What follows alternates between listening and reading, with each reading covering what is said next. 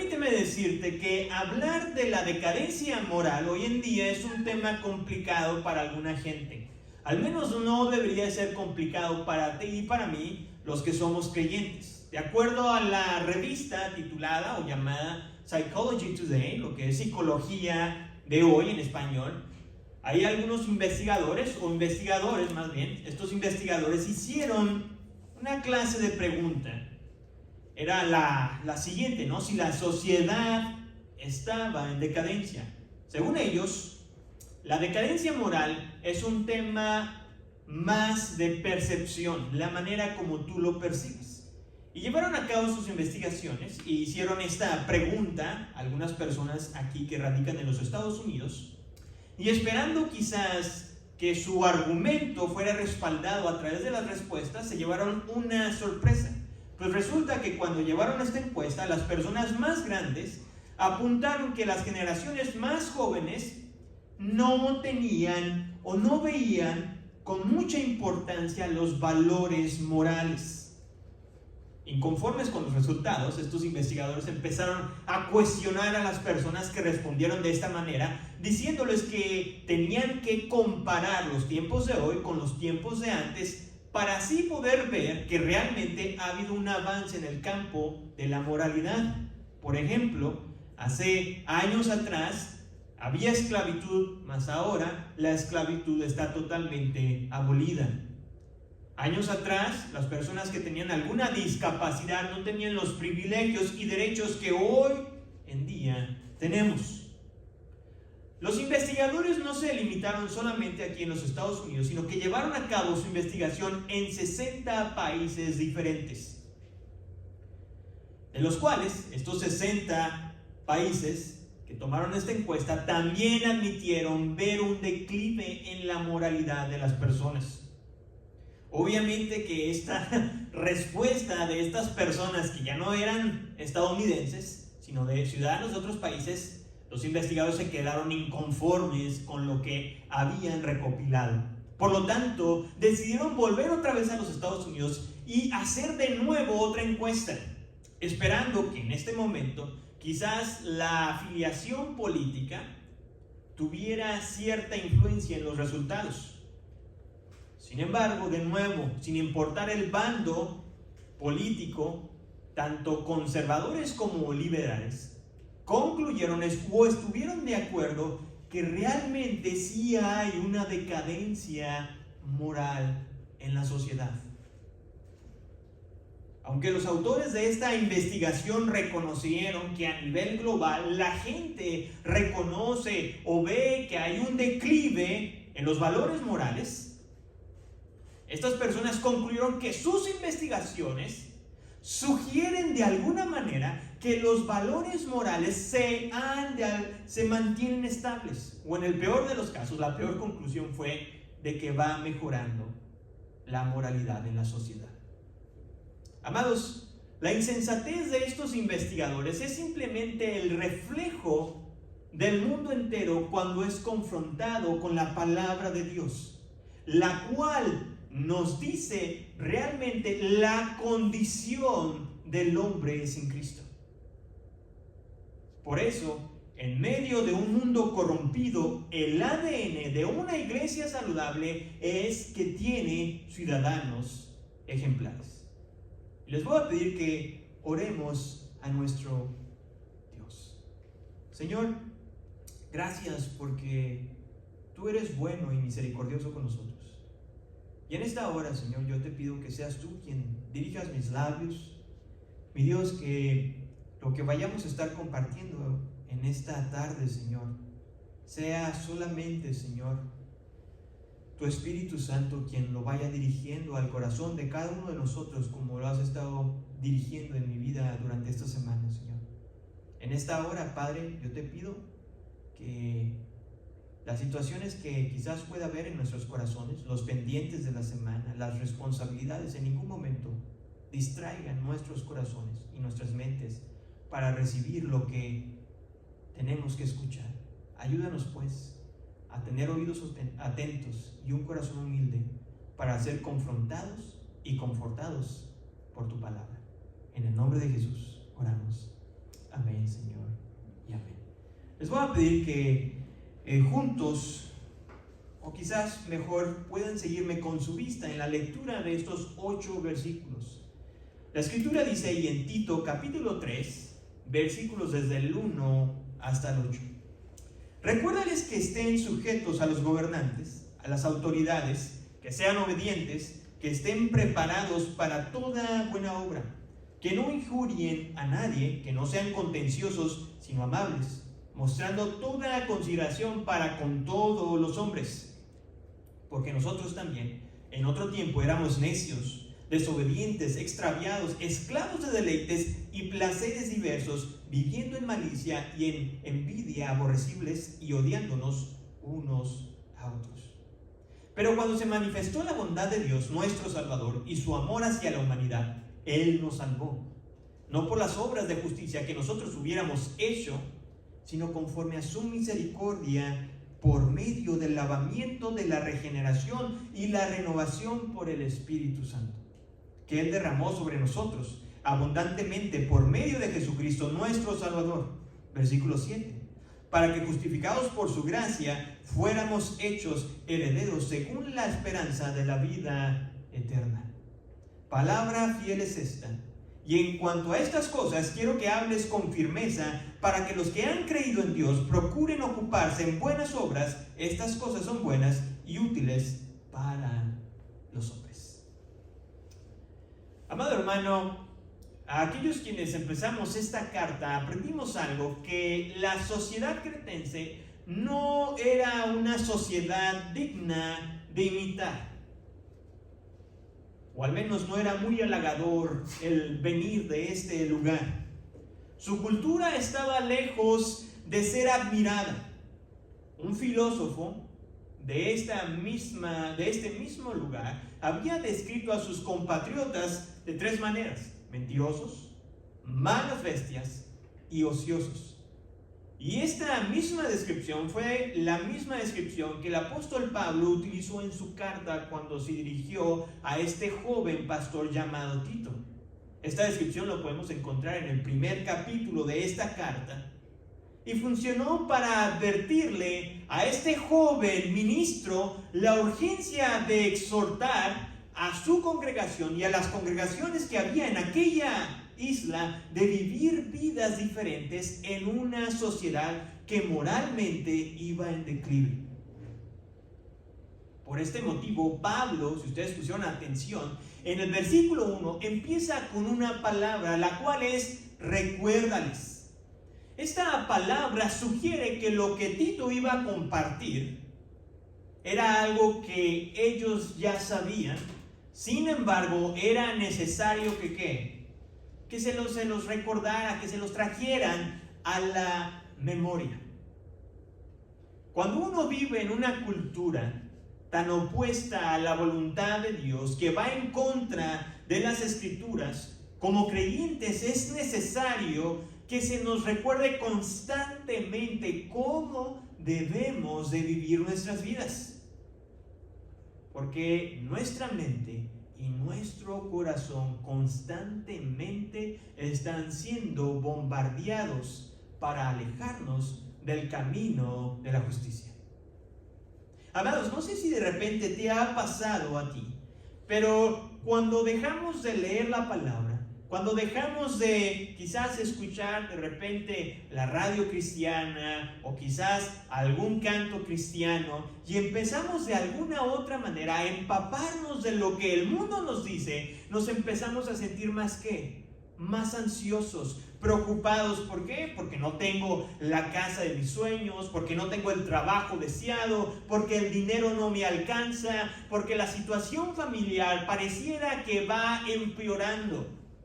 Pero todo esto causado por nuestra falta de disciplina en la comunión con nuestro Dios. Mientras que nosotros no nos tomamos esta situación de nuestra relación con la debida seriedad, por otra parte el enemigo se ha tomado tanta la seriedad, o se ha tomado esta situación de esta guerra espiritual con la debida seriedad, que él está dispuesto a distraer nuestra atención hasta con los más mínimos detalles para capturar nuestra voluntad. Por eso la palabra, recuérdales, no debe ser vista como una petición amistosa que Tito tenía que hacerle a su congregación, donde aquel varón joven les estaba hablando de una manera tímida y diciéndoles, bueno, no se les olvide, por favor, portarse bien. No, sino que lo tenía que hacer con una forma, con una valentía, pues era necesario que aquellos quienes habían nacido de nuevo se comportaran como tal. Y esto nos lleva a preguntarnos lo siguiente: ¿qué es lo que Pablo quería que Tito trajera a la memoria a los creyentes? Bueno, el escritor no nos deja con esa duda. Versículo 1 y 2, lo voy a volver a leer de nuevo para traer a nuestra memoria también qué es lo que tú y yo debemos de recordar. Versículo 1 dice: recuérdales que estén sujetos a los gobernantes, a las autoridades, que sean obedientes, que estén preparados para toda buena obra, que no injurien a nadie, que no sean contenciosos, sino amables, mostrándonos toda consideración para con todos los hombres. El escritor Pablo en esta ocasión está mencionando algunas cualidades que todo creyente debe tener cuando vive en una sociedad.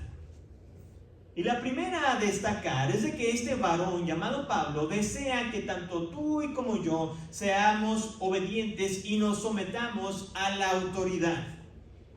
Ahora, amados, aquellos quienes venimos quizás de un país diferente y venimos de gobiernos corruptos donde no solamente es un secreto a voces, sino que se sabe porque salen las noticias, y ahora en esta situación de las redes sociales a veces hasta se vuelve un poco descarado el ver como el mal uso de los recursos que el gobierno tiene.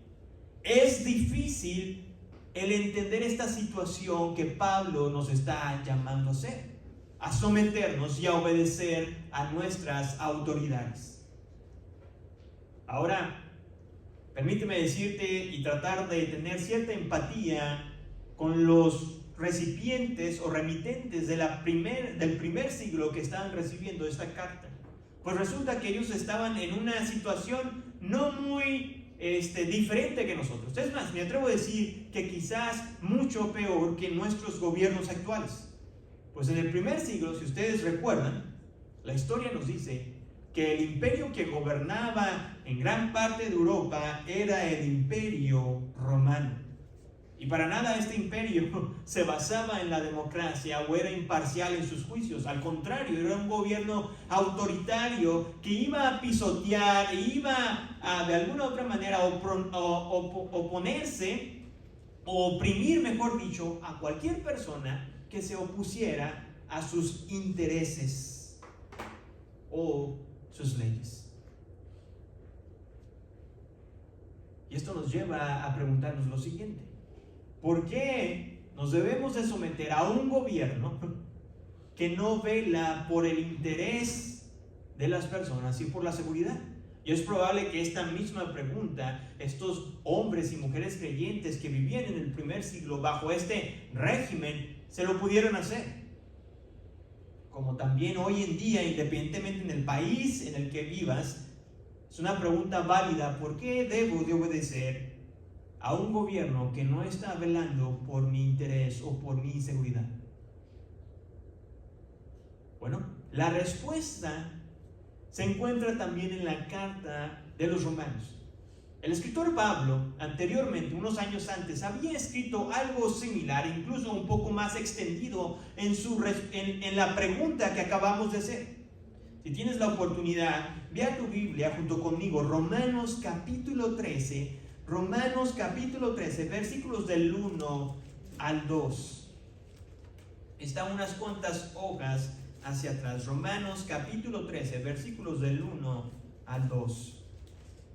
Y en esta ocasión lo voy a leer en una traducción mucho más sencilla o actualizada, Nueva Traducción Viviente, porque quiero acentuar algunas cosas en este pasaje que escribió Pablo. Dice así, Romanos 13, del 1 al 2. Toda persona debe someterse a las autoridades de gobierno, pues toda autoridad proviene de Dios. Y los que ocupan puestos de autoridad están allí colocados por Dios. Por lo tanto, cualquiera que se rebele contra la autoridad y se rebela contra lo que Dios ha instituido y será castigado.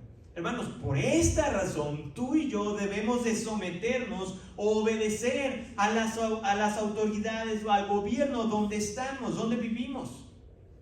Porque el no someternos o el rebelarnos en contra de ellos es rebelarnos en contra de Dios, porque fue Dios quien permitió que ese hombre o que esa mujer ejerciera ese gobierno o que estuviera en ese cargo de gobierno, independientemente del desempeño que esté llevando a cabo, o sin importar si coincidimos en algunas cosas.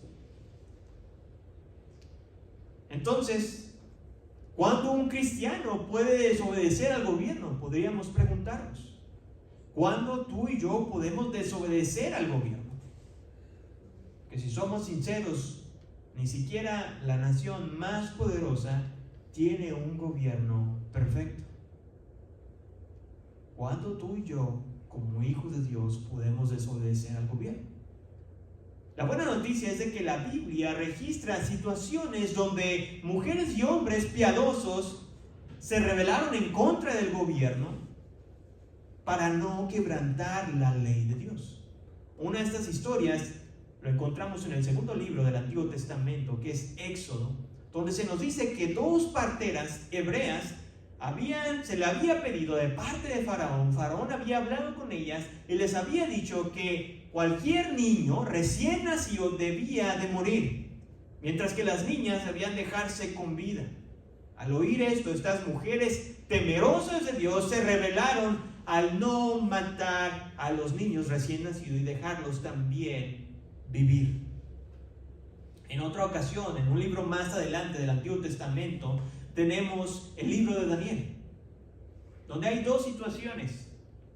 Una, Daniel con sus amigos había sido llevado cautivo al imperio que estaba en su momento, el imperio de Babilonia. Estos hombres no solamente habían sido cautivos, sino que se les había dado el privilegio de estar en el palacio donde estaban siendo instruidos y donde también iban a comer lo mismo que el rey comía.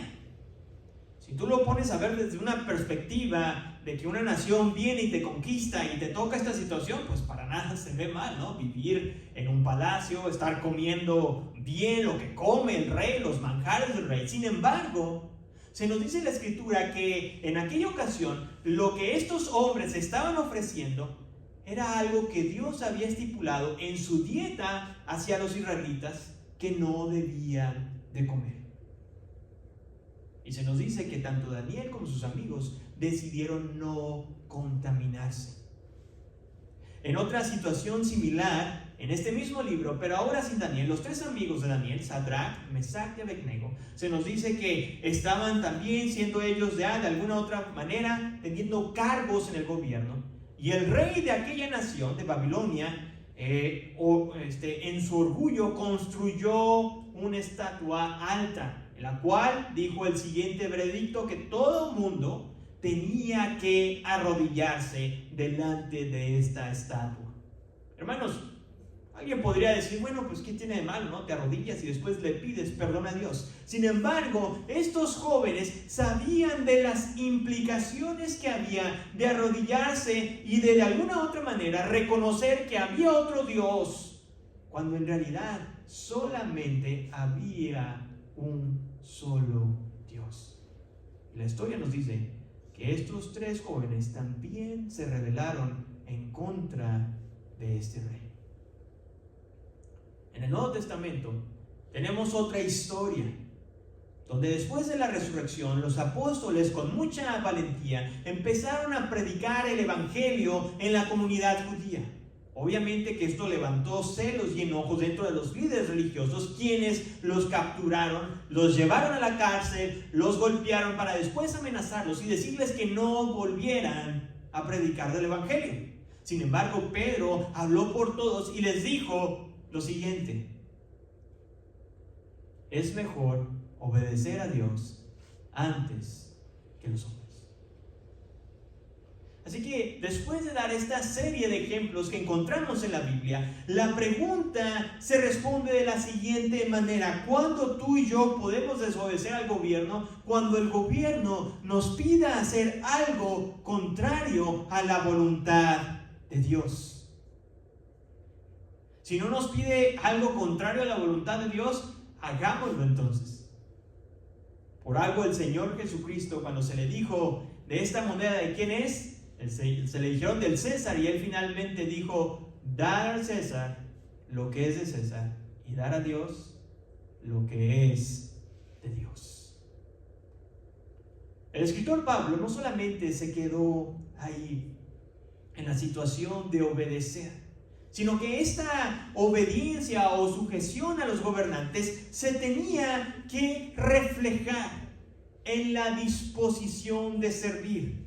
Hermanos, tenemos que entender algo, de que este joven pastor tenía una tarea difícil de llevar a cabo, porque no solamente tenía que enseñarle a la congregación a obedecer al gobierno, sino también de hacerlo de buena manera. Aquellos quienes somos padres, cuando les hemos dicho a nuestros hijos que recojan su cuarto, quizás de esas 10 veces, 8 no lo hagan de la mejor actitud. Terminan haciéndolo, ¿pero qué? Pero no lo hacen con la mejor actitud. Y es exactamente lo que Tito está tratando de animar a la congregación. No solamente de hacer buenas obras, sino hacerlo con la mejor disposición. Amados hermanos, el contexto histórico en el que estaba viviendo esta gente era difícil de hacer buenas obras, porque vivían bajo un régimen autoritario donde no se les iba a reconocer, donde no se les iba a aplaudir sus buenas acciones en una sociedad inmoral o en decadencia. Y donde no hay reconocimiento, donde no se nos dice qué buen trabajo, es difícil hacerlo con un corazón sincero. En el versículo 2, el apóstol Pablo hace un cambio de enfoque. De estar analizando, de estar enfocándose en el gobierno civil, ahora pasa hacia la sociedad, exhortando a los creyentes de no participar en la difamación, sino de ser amables y de evitar los conflictos. La palabra difamar o injuriar significa hablar en contra de otra persona con el propósito de dañar su reputación.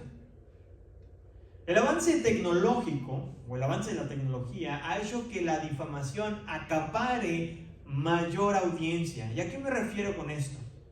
Cuando vivíamos, seguramente algunos de nosotros, cuando vivíamos en nuestros países, el enterarse del problema o de la discusión de dos vecinos usualmente duraba algunos días o incluso hasta semanas para saber qué había pasado aquella noche de abril, mientras que se escuchaban los gritos en la casa de la señora Juanita.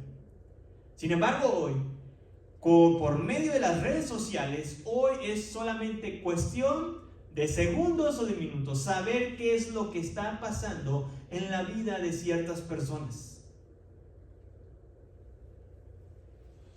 Amados, cuando hablamos con desprecio en contra de otras personas, demerita nuestro testimonio.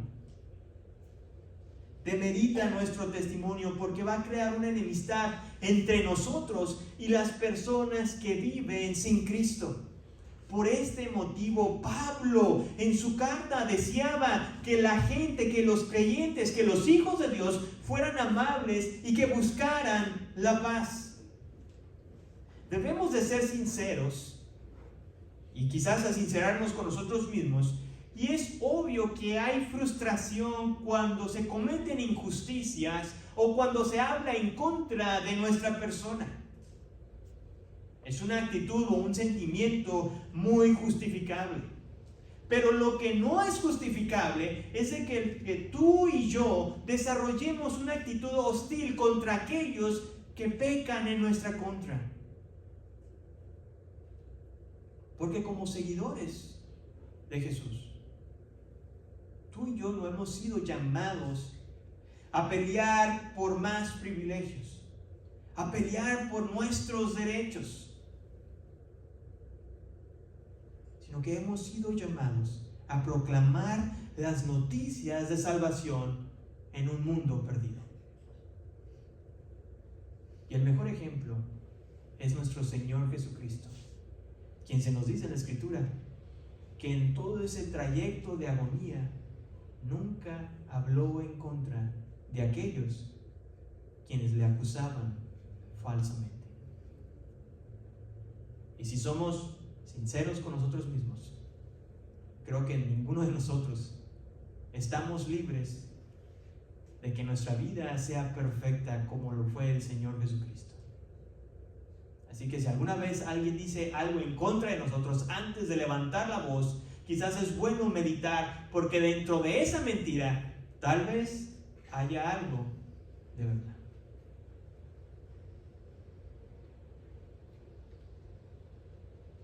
Como había dicho desde un principio, en el versículo 1, la palabra que resalta es recuérdales. Y esta palabra debe estar en nuestra mente, pues esta misma palabra viene a influenciar el versículo 3. Tiene ciertas implicaciones en el versículo 3, porque Pablo no solamente anhelaba que la gente entendiera cómo debía de comportarse en la sociedad, sino que también entendieran que en algún momento ellos también se comportaron como ellos, como personas que no tienen temor a Dios. Versículo 3, ahí en Tito capítulo 3, dice así: porque nosotros también en otro tiempo éramos necios, desobedientes, extraviados, esclavos de deleites y placeres diversos, viviendo en malicia y envidia, aborrecibles y odiándonos unos a otros. Amados, la descripción que acaba de hacer Pablo hacia el hombre sin Cristo, de cómo éramos tú y yo, es una descripción totalmente negativa, y que creo, si somos sinceros, nadie de nosotros nos describiríamos así, o describiríamos nuestra vida antes de Cristo de esta manera.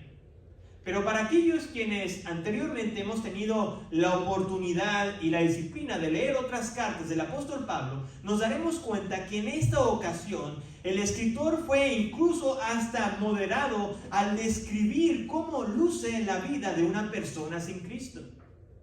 Simplemente vayan al libro de Romanos y vean cómo hace el escritor Pablo o describe la vida de un hombre sin Cristo.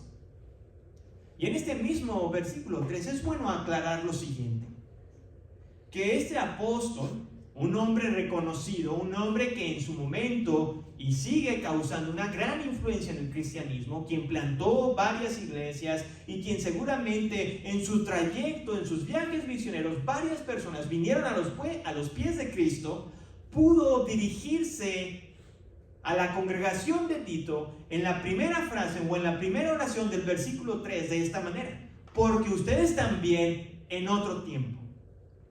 Sin embargo, el escritor, en vez de decir porque ustedes también, dice porque nosotros también.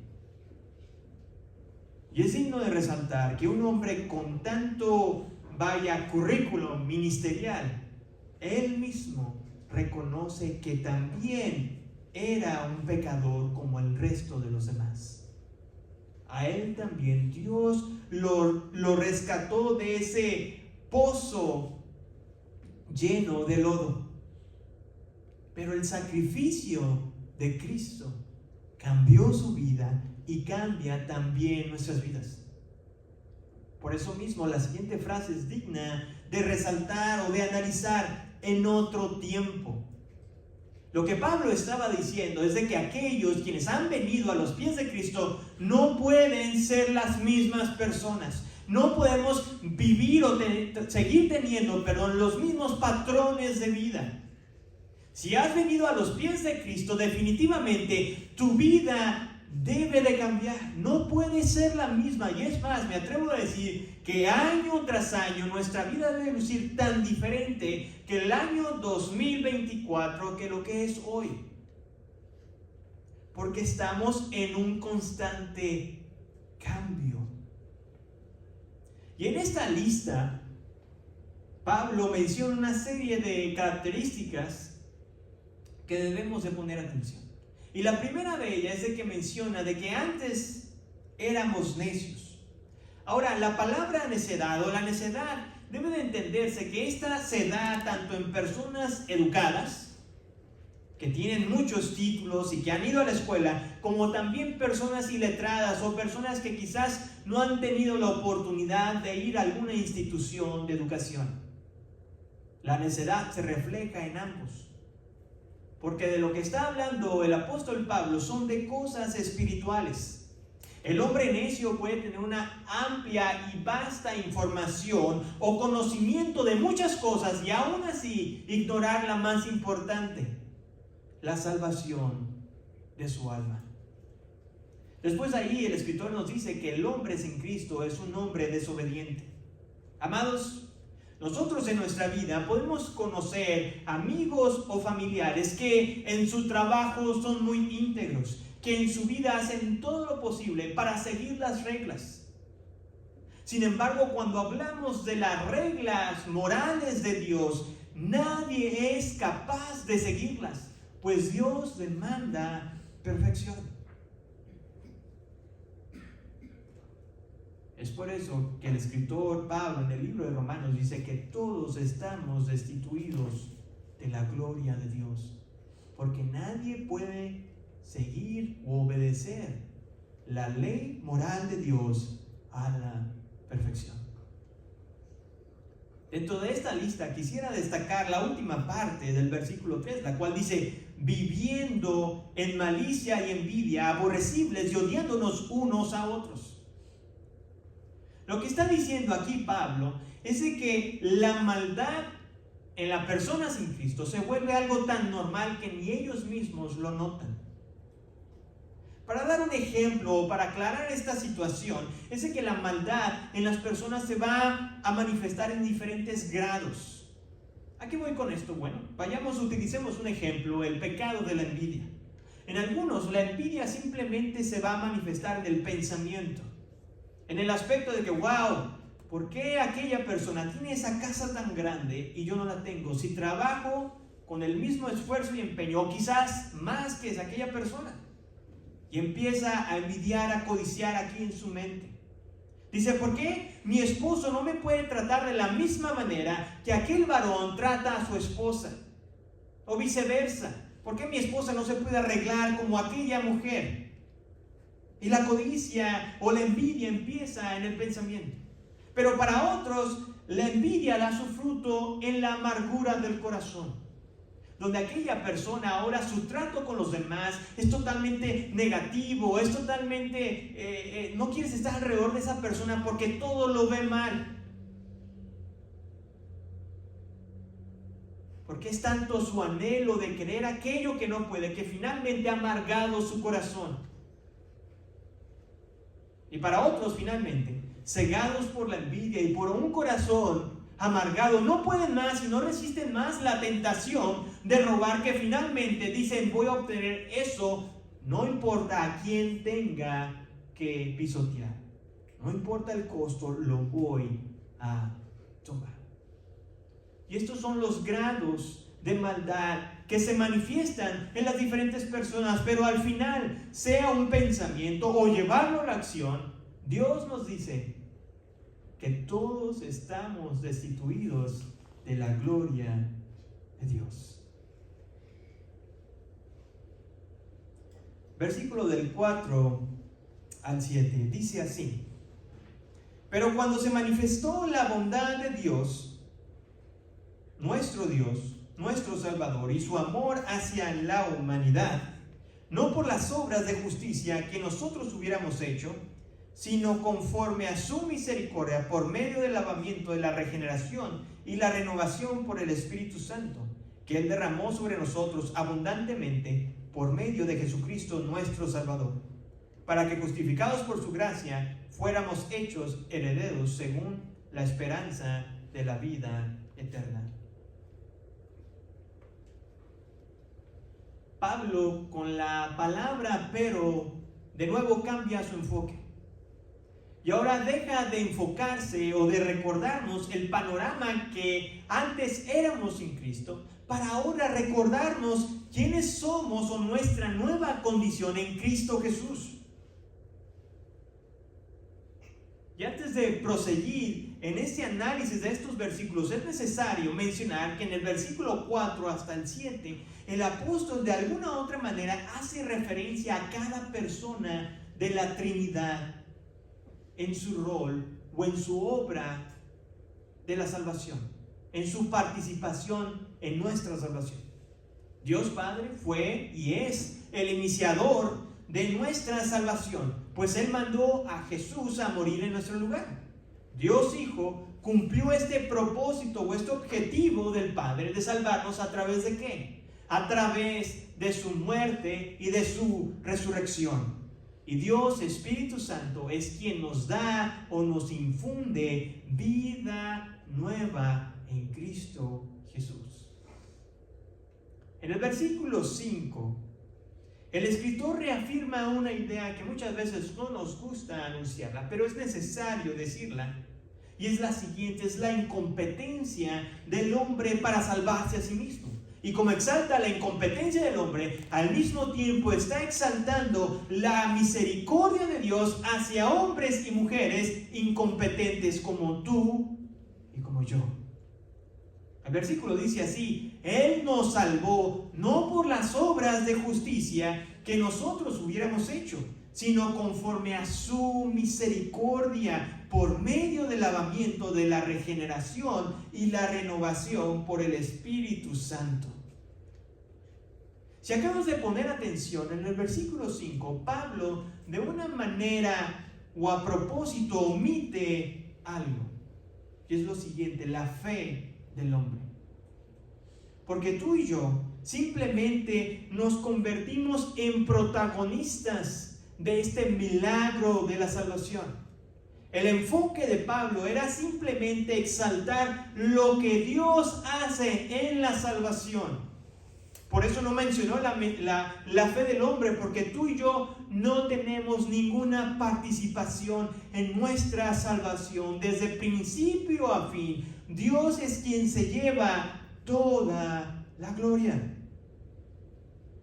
Y este enfoque se ve muy claro cuando el escritor menciona la regeneración y la renovación en el versículo 5. Ahora, estas dos palabras no las debemos de confundir como dos procesos diferentes, sino que es simplemente un proceso donde se nos explica que el pecador es limpiado de toda impureza y donde se le otorga una nueva vida en Cristo Jesús. Aquellos quienes estamos en este continuo aprendizaje, la palabra regeneración significa un nuevo nacimiento. Y este nuevo nacimiento es a través del Espíritu Santo que se nos ha concedido. Mientras que algunas denominaciones cristianas insisten a sus feligreses de que deben de orar para que sean más llenos del Espíritu Santo, el escritor Pablo fue muy claro en este versículo que Dios ya cumplió esa promesa en el momento de nuestra salvación. Porque Dios no solamente nos dio el Espíritu Santo, sino que Él mismo nos dice que nos lo dio en abundancia. Y la presencia de su Espíritu, amado hermano, es una garantía de nuestra vida eterna.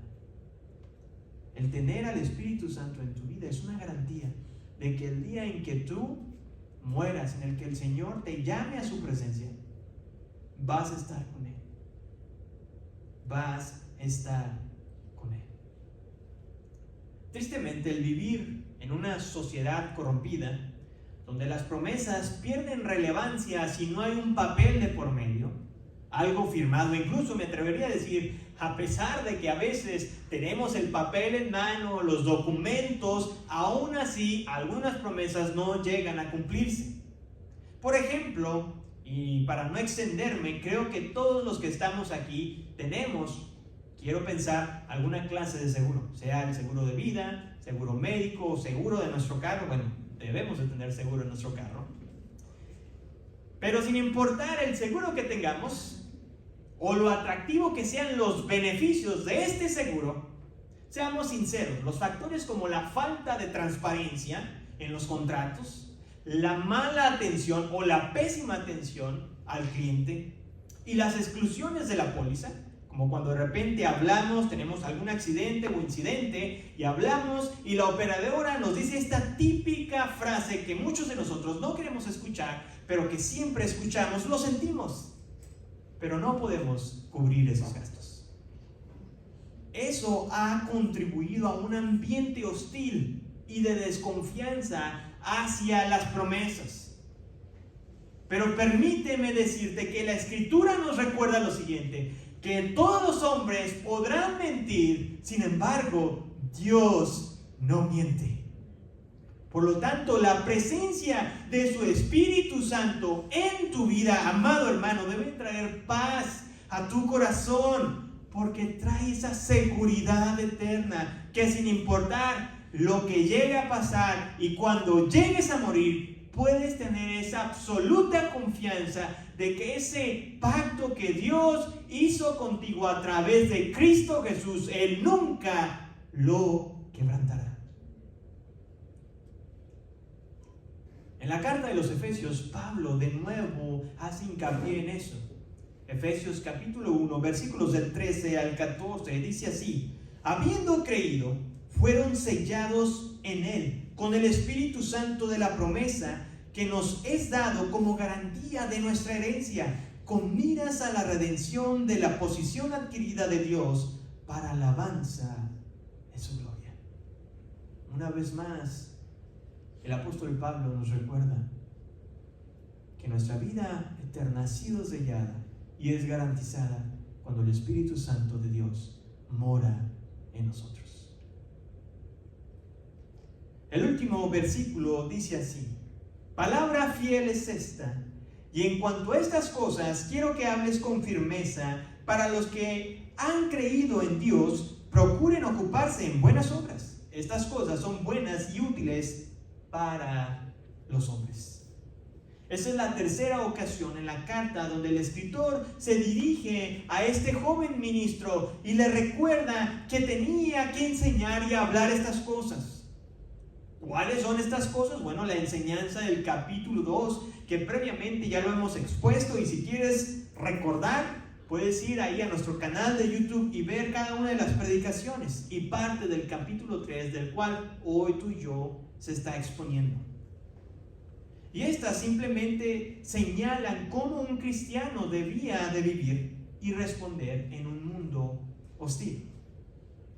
Amados, la preocupación de Pablo realmente era sincera, porque en una sociedad que moralmente va en declive, es muy fácil ser contagiado o influido por la apatía y la indiferencia de vivir una vida en santidad y hacer buenas obras.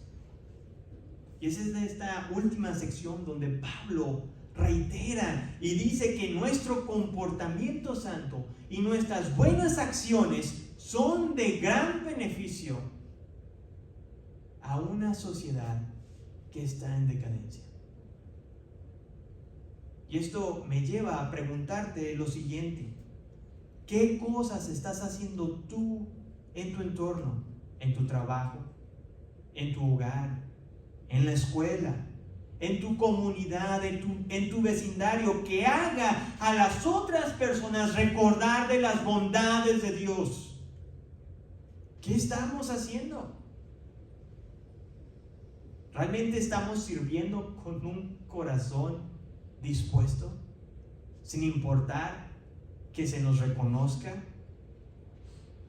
sin importar de que haya algún aumento salarial de por medio? ¿Qué estás haciendo tú para que otras personas recuerden las bondades de Dios?